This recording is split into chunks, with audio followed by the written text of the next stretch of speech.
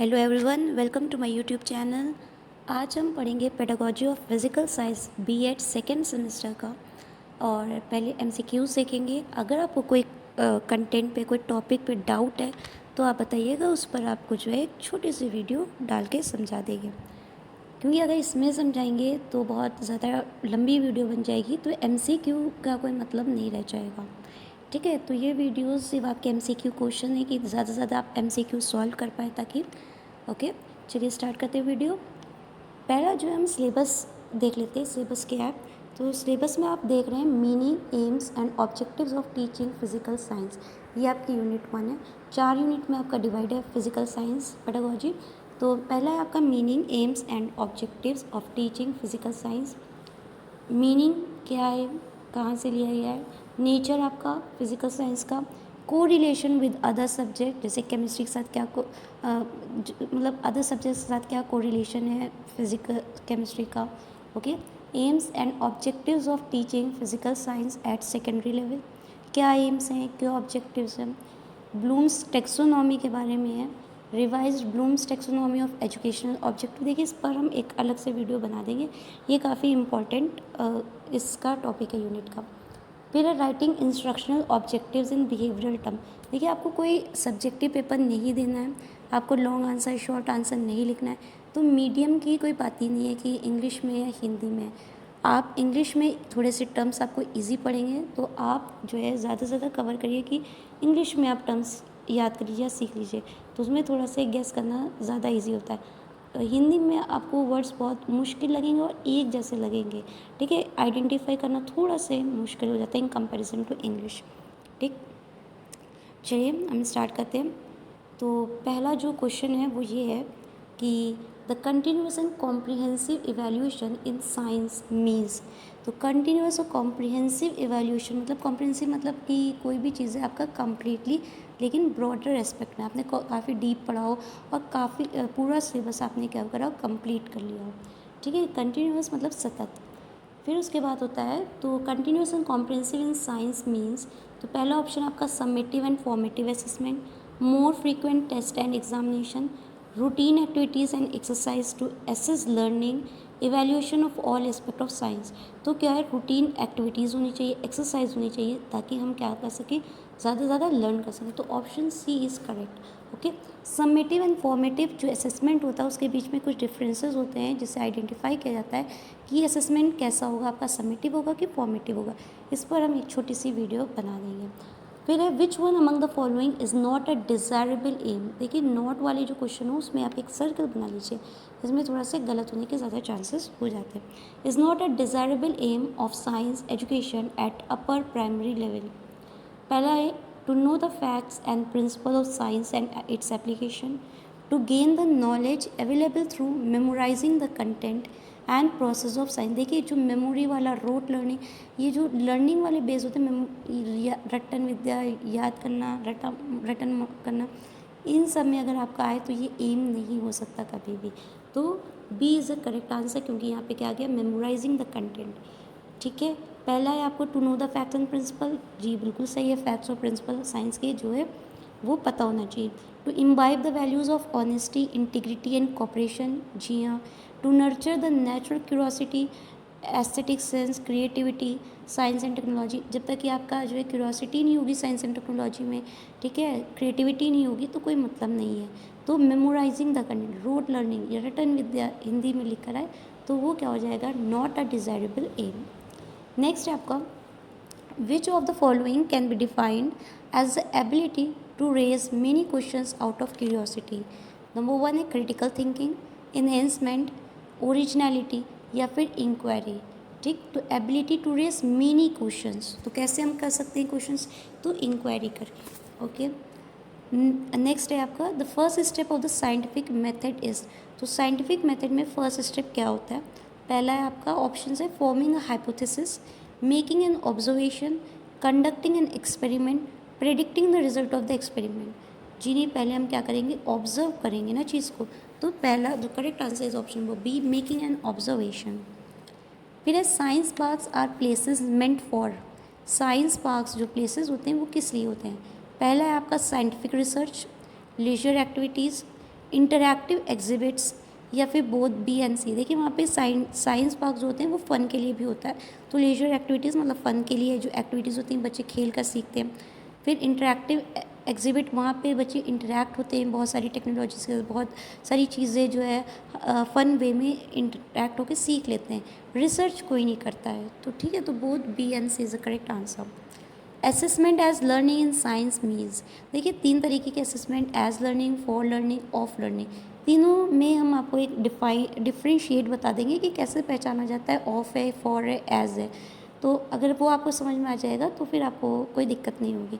तो इस पर भी एक छोटी सी वीडियो बना के डाल देंगे। तो as learning in science means क्या होता है? फॉर्मेटिव असेसमेंट, समेटिव असेसमेंट या फिर सेल्फ असेसमेंट या टर्म असेसमेंट। तो याद रखिएगा एज का मतलब होता है सेल्फ असेसमेंट, अपना खुद असेसमेंट करना।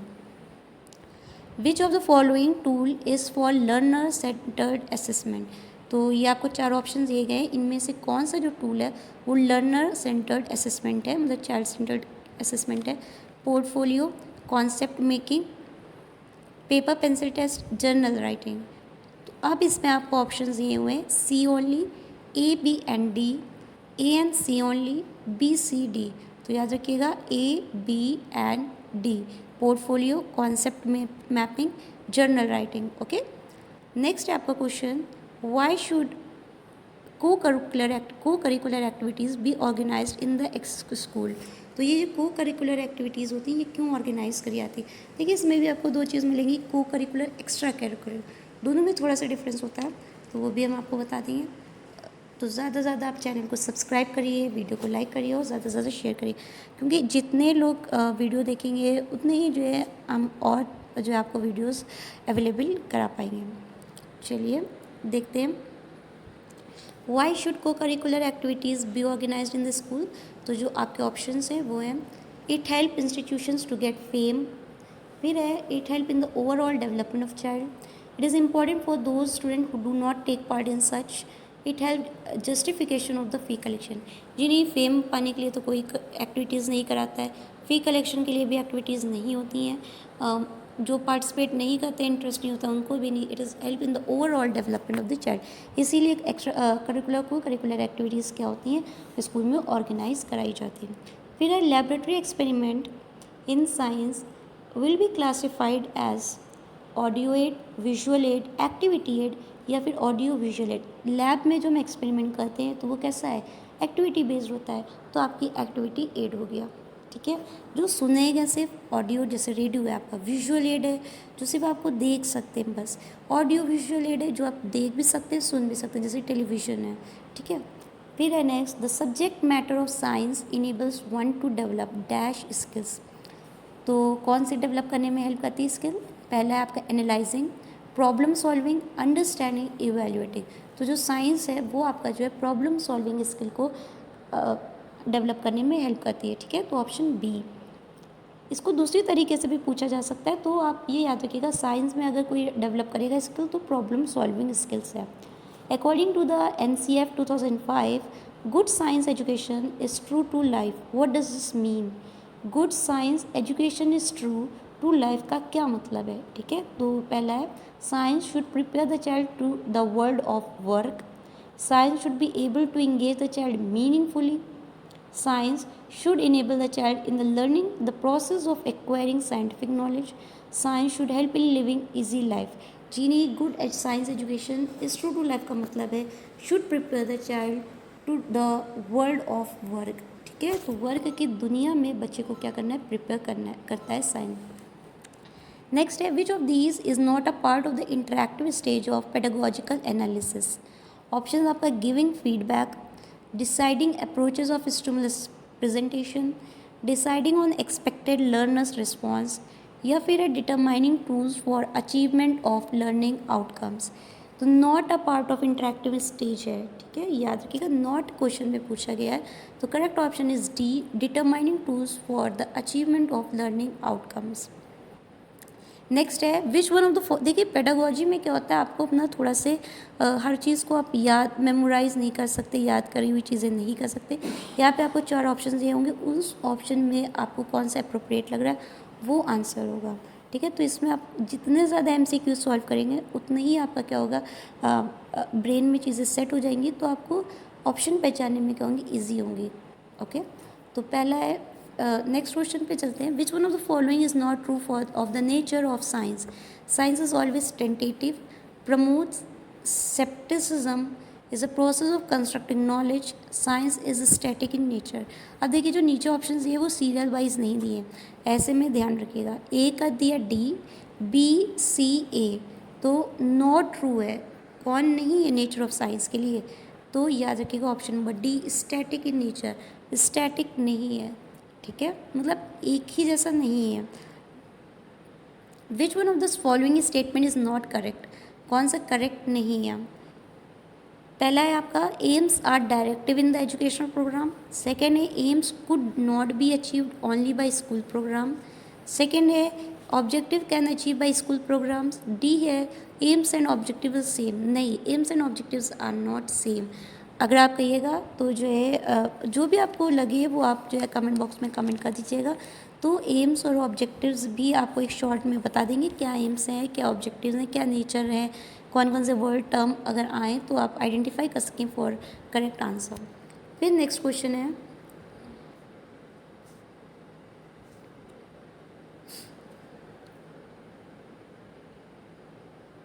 Y is formative assessment important in science? तो फॉर्मेटिव असेसमेंट क्यों इम्पॉर्टेंट है साइंस में? It is easy to conduct, it helps in developing scientific temper in students, it is diagnostic, it is helps in better understanding of science. So it is diagnostic, that is why formative assessment is important in science. Next question है आपका, which of the following should not be objective of a science education at the upper primary level? Not, ठीक है, कौन सा objective नहीं होगा? पहला आपका नर्चरिंग द नेचुरल क्यूरोसिटी है, inculcating the values of cooperation in concern है, कल्टिवेटिंग साइंटिफिक टेम्पर है, emphasising the text book definition of concept. जी नहीं, ये नहीं है। ओके, देखिए आपने ऊपर पढ़ा, एक क्वेश्चन था ऑब्जेक्टिव से रिलेटेड, तो ये भी वैसे है, आपको अब काफ़ी ऑब्जेक्टिव क्या हो गए पता चल गया।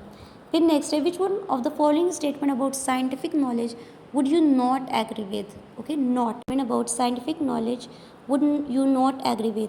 Scientific knowledge is absolute, certain and eternal. Next है आपका, scientific knowledge is socially and culturally embedded.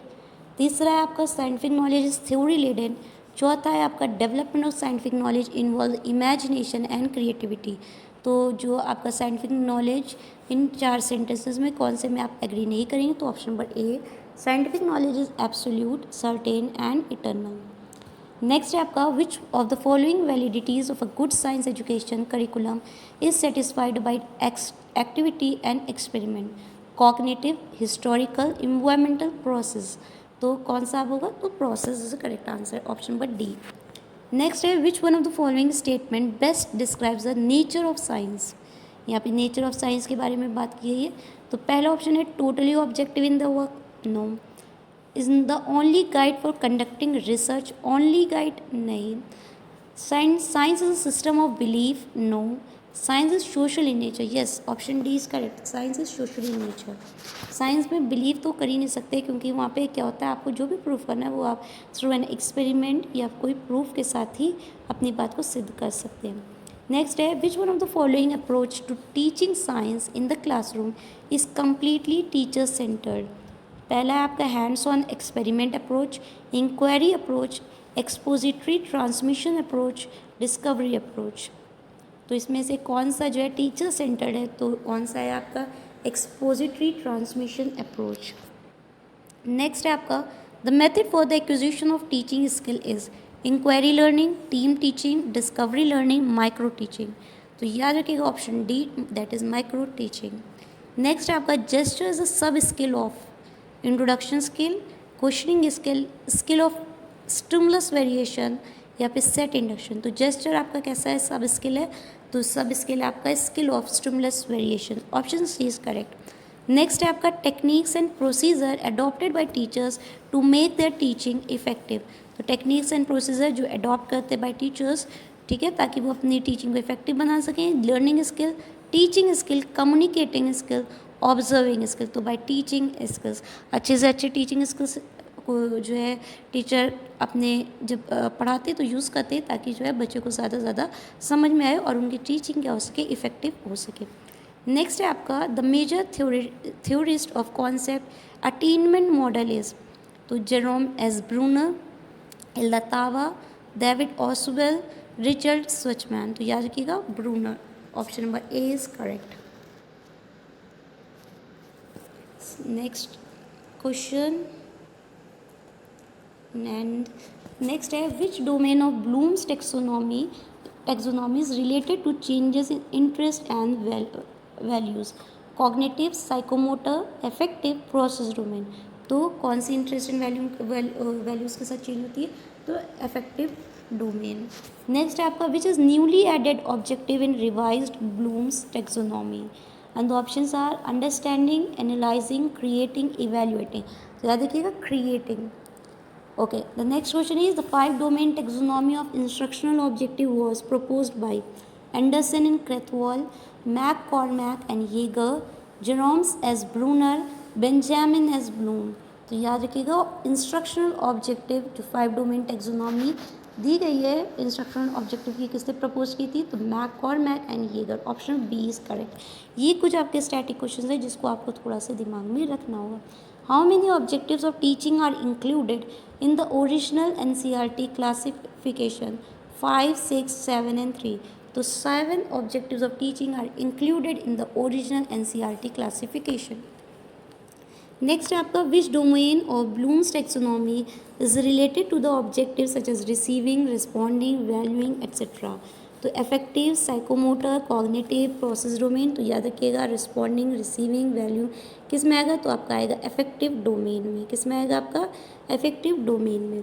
For ensuring the adequacy of entry behaviour stress is given to, options हैं teacher resources, community resources, pre requisite, parental requisite. तो option C is correct, that is pre requisite. Next है आपका additional requirements other than usual human skills of the teacher in the model of teaching is the support system, social system, nurturing effects, instructional effects. तो ये आपका जो एक answer option A is correct, that is support system. Next है most appropriate in the preparation of lesson plan. तो कौन सा है, ई है techno pedagogical content knowledge, B है आपको कंटेंट नॉलेज, सी है टेक्नोलॉजिकल कंटेंट नॉलेज, डी है टेक्नोलॉजिकल नॉलेज। तो ये याद रखिएगा टेक्नो पेडागोजिकल कंटेंट नॉलेज। थोड़ा से आपको बोरिंग लगेगा या फिर लगेगा बहुत ज़्यादा थ्योरी है कैसे याद होगा, तो आप पढ़ेंगे जब 2-3 बार वीडियो देखेंगे तो आपको चीज़ें खुद समझ में आएंगी, आपको काफ़ी चीज़ें क्या हो जाएंगी, याद हो जाएंगी। ओके, तो मोस्ट अप्रोप्रिएट कौन सा है, और अगर आपको कोई प्रॉब्लम हो तो आप कमेंट सेक्शन में बताइएगा, उस टॉपिक से रिलेटेड वीडियो डाल दी जाएगी। क्योंकि अगर हम यहाँ पे समझाने लगेंगे पूरी तो वीडियो बहुत ज़्यादा लंबी हो जाएगी, तो फिर MCQ का कोई मतलब नहीं रह जाएगा। तो इस वीडियो में सिर्फ और सिर्फ MCQs हम करेंगे, ताकि और जो भी कंटेंट होगा वो अलग अलग वीडियोस में मिल जाएगा आपको। फिर आपका next question that is 33, Bloom's taxonomy of educational objectives are classified into 5 domain, 6 domain, 4, 3। तो याद रखिएगा 3 कौन कौन से, affective, cognitive and psychomotor domain. 34th है which one of the following is the most productive ecosystem. तो मोस्ट प्रोडक्टिव इकोसिस्टम कौन सा है, temperate, grassland, desert, tropical rain forest. तो ये ट्रॉपिकल रेन फॉरेस्ट ये आपका थोड़ा सा बायो से आ गया, या फिर आप कह सकते हैं इन्वायरमेंट बेस्ड क्वेश्चन है। ओके, चलिए फिर हम बढ़ते हैं आगे की तरफ। The mister X is eating curd या yoghurt. For this intake in a food chain, he should be considered as occupying। अगर मिस्टर एक्स दही खा रहे हैं तो वो फूड चेन में किस पर आएंगे, first trophic level, second trophic level, या फिर थर्ड ट्रॉपिक लेवल, या फोर्थ ट्रॉपिक लेवल। तो option C is correct, that is third trophic level. Trophic level pyramids पे थोड़ी सी वीडियो बना देंगे, वो आपका तो इन्वायरमेंट में भी हेल्प करेगा। फिर है the source of maximum sulphur is in. तो मैक्सिमम सल्फर का सोर्स कौन सा है, ओशन, लैंड, रॉक, लेक। तो option C rock. Okay, sulphur कहाँ पाया जाएगा सबसे ज़्यादा, तो रॉक में पाया जाएगा। Dodo, passenger pigeons, Steller sea cow became extinct in the last 500 years due to. तो ये dodo, passenger pigeons, Steller sea cow ये एक्सटिंक्ट स्पीशीज़ है।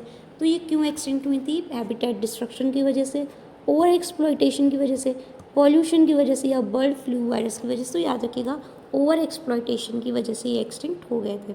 As exotic species that is introduce to new area spreads rapidly and eliminates native species is called. तो immigrant species, invasive species, destructive species, traditional species, तो ये option B that is invasive species. Endangered bird इनमें से कौन सी है? Passenger, dodo, great Indian bustard, peacock. तो याद रखिएगा ग्रेट इंडियन बस्टर्ड। अगर एक्सटिंक्ट की बात करें तो कौन सा हो जाएगा? तो पैसेंजर पिजन और डोडो हो जाएगा। फिर है next question, the level of Peck and Wilson taxonomy which uses ICT to support the process of evolution. First level, second level, fifth level, fourth level. तो जो पेक और विल्सन टेक्सोनॉमी जिसमें ICT use किया जाता है process of evolution को support करने के लिए, तो वह option number C that is fifth level. Who developed inductive approach in science learning? किसने करा था इंडक्टिव अप्रोच? एरिस्टोटल, ब्रूनर, गैगने या फिर फ्रांसिस बेकन? 3, तो फ्रांसिस बेकन 3 ने करा था। नेक्स्ट क्वेश्चन है method of using both demonstration and lecture in integrated way. तो नाम ही से पता चल रहा है, पहला ही ऑप्शन है that is lecture cum demonstration. Okay, मतलब दोनों का काम करता है, डिमॉन्स्ट्रेशन लेक्चर, तो उसको हम कहते हैं lecture cum demonstration method. The term hitchhiking is related to which technique? Hitchhiking is related to peer tutoring, debate, seminar या फिर ब्रेन स्टॉर्मिंग? तो ब्रेन स्टॉर्मिंग।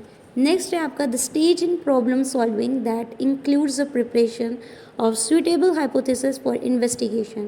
तो survey, planning for action, problem description या फिर discussion. तो ये आपको हो जाएगा, मतलब कौन सी प्रॉब्लम सॉल्विंग स्टेज है जिसमें जो है कोई भी हाइपोथेसिस का प्रिपरेशन किया था, तो planning for action. The method in which a hypothesis is scientifically tested, तो कौन सा होगा? Biographical, experimental, heuristic project. तो याद रखिएगा टेस्टेड है तो एक्सपेरिमेंटल मेथड होगा।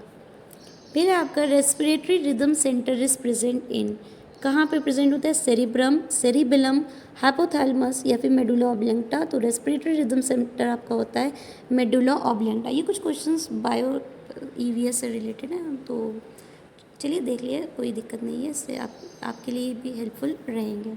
नेक्स्ट आपका fix response type question in which be respondent do not get the freedom to deviate from a definite answer is very short answer type, essay type, simple recall type या फिर short answer type। ठीक है, do not get the freedom मतलब जल्दी से आपको answer देना पड़ता है, तो सिंपल रिकॉल टाइप। फिर है the national science fair is organise by, national science fair कौन ऑर्गेनाइज करता है? NCERT, SCERT, SIET या फिर डाइट? तो याद रखिएगा national science fair is organise by NCERT। हो गया, आप NCERT, SCERT, डाइट और SIT का फुल फॉर्म जो है आप कमेंट बॉक्स में लिखिएगा, जिसका करेक्ट आंसर होगा उसका पिन कर दिया जाएगा। The immediate goal of education through learning objective is realised by objective, aim, specification, evaluation. Correct answer is objective. ठीक है, the national level funding and implementation of higher education executed through, तो कौन किससे execute करा था? SSA, UGC, NCT, RUSA। तो RUSA से करा जाता है। Okay, option D is correct. फिर है scale down teaching encounter in size and time for skill acquisition is macro teaching, micro teaching, pre teaching या फिर post teaching?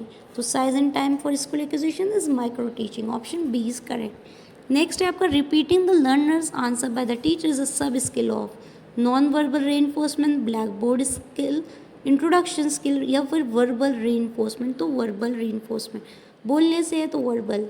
In skill acquisition phase the student teacher select skill for practice, demonstrate various teaching skills, gives outline for the preparation of micro lesson plan 4, the teacher educator explains the teaching skill with component skill।